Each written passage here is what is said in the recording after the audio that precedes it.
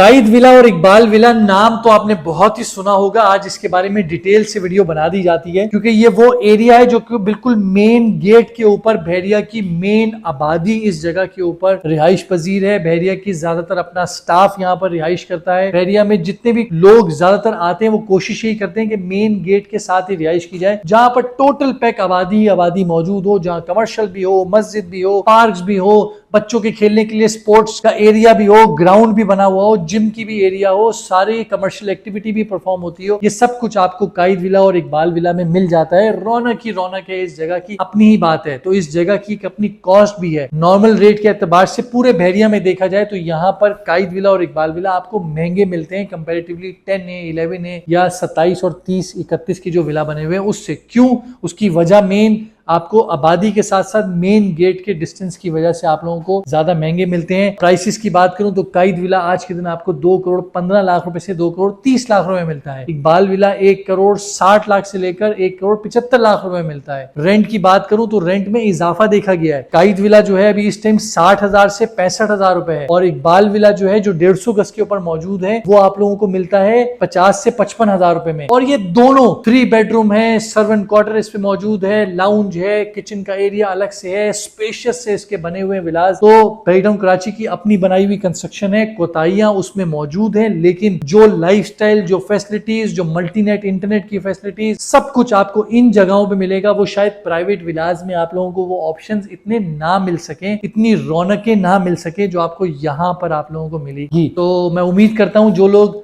Main gate पे रिहाइश करने के ख्वाहिशमंद हैं वो आइए, हमसे राब्ता कीजिए, हम आपको विजिट करवाएंगे, आपको बताएंगे।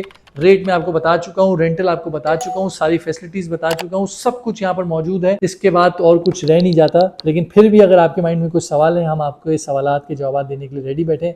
आइए हमसे राब्ता करें। खुदा हाफिज़।